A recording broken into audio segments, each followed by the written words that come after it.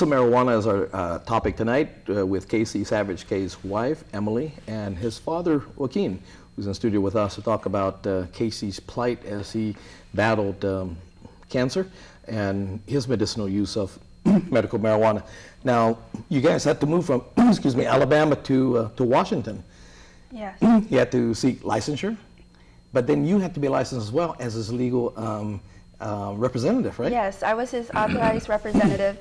So in the event KC could not go in to get it, I was able to go in. My name was on the paper, and I would have to provide my ID. It wasn't something that I can just walk right on into the collective and pick out whatever I thought was best for him. So I would have to go in, show my papers, show my ID, and then they would allow me in. You have to sign in, you have to sign out. It's very, very controlled. Very controlled. Now, again, what changes did you see in KC from, again, the conventional treatment versus nausea medication, pain medication? Did you see that change almost immediately?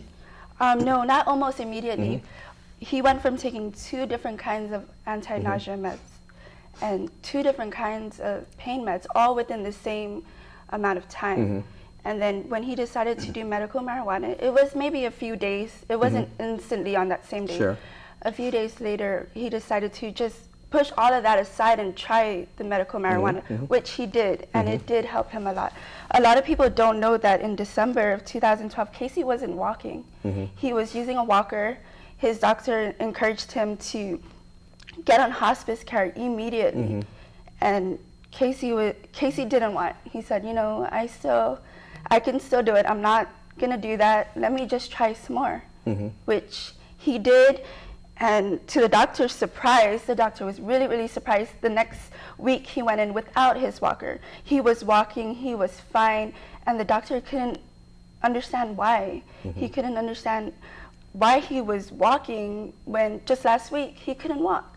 And He's supposed to be worse this week than he was last yes, week? Yeah. because he was advised to get on hospice care. So that's when they advised Casey to contact the family because it doesn't look good at all. Yeah.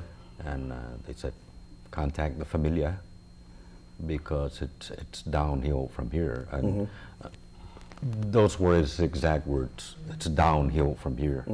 You're not, you know, and that's when he was using the walker and stuff like this. But then again, he told me the story that a week later he went back to the doctor and the doctor goes, where's your walker, where are your crutches and stuff like this? And he goes, I don't need it. Now, Kim, when he was medicating, you know, for his pain and nausea and all that, you tell me that you definitely saw the changes. You saw the changes in him. His appetite will get better. His mood will get better. I mean, his day will just be pleasant, a lot more pleasant than they used to be. A lot more pleasant than before he started taking medical marijuana.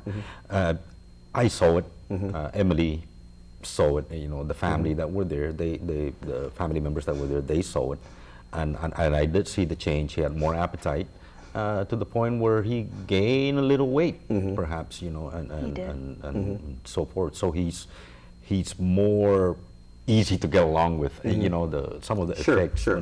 It's like you're cranky all the time, but when he takes his medicinal marijuana, he's just, hey, it's normal. He's a little bit more mellow, for lack of a better term. And he's again the appetite. And he was able to gain a little weight. Casey lost a lot of weight.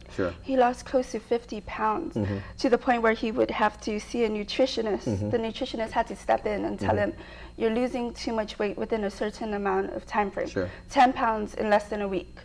So that's when they stepped in and tried to counsel him to eat some more, but he couldn't. He tried to, but he couldn't. So after again the medicinal marijuana, you saw that his appetite picked up. Yes, his appetite picked up a lot. He had cravings, and for Casey to have cravings, that's, you know, it's amazing for him to crave something. Because his appetite was declining drastically. So and actually he going in there and he did his research going in there. He knew that again that this might relieve his symptoms, but not necessarily taking it as a cure. right? I mean, No, yeah. there's a lot of research done out there. People will claim it'll cure them. People will claim that maybe it won't. But Casey wanted to give it a try. Give it a try. That's all he wanted to do was give it a try. And, he didn't say it's going to cure you. Like, if you take this now, it's going to cure you. Yeah. It may help you, just as it did him. Sure, just as sure. it did him. And from what I hear what he go through, and my parents as well went through, the devastation, of course, of cancer that robs you of all your dignity. So when he did this, it gave him some dignity back, did it not? Yes, it did. Yeah. Oh, absolutely. Yeah.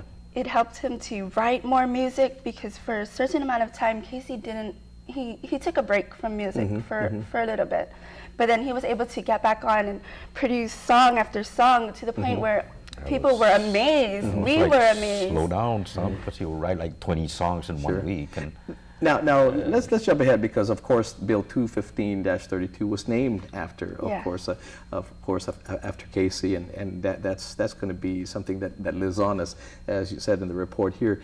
But in this situation here, again with the doctors knew he was working hand in hand with his doctors. His doctors knew that he was doing this. Did at any point any of his doctors says, hey, wait a minute, I'm the educated one, I should know better than you, then I should be telling you that you shouldn't be doing this because you don't have, it's just wrong for you to do that, or you shouldn't be doing that? At any No, point? they actually didn't tell him not to do it, but what Casey was doing is he was educating the doctors more on it, because believe it or not, one of his oncologists was actually interested to know, his last oncologist was interested to know the benefits of marijuana, because he had no idea. So he actually listened. He listened, he didn't discourage the use of it, but he didn't encourage the use of it. Sure. So yeah, he right down the middle and says, hey, let me see, because right I'm going to have other patients, and it may be something that this is the reality. Because what bothers me about this whole thing is you have the medical community, medical association that says, hey, they should have been consulted because they're the ones experts in this situation, and even the experts that Casey was working with and to cure him. Casey was educating them. Yes, and he was. They, of course, they wanted to learn what was going on, because this was real. They knew he was real, and Casey knew they were real. So in collaboration, and what's better than collaborating? Right. You know. Yes. Anyway, we're going to take a quick break. Come back.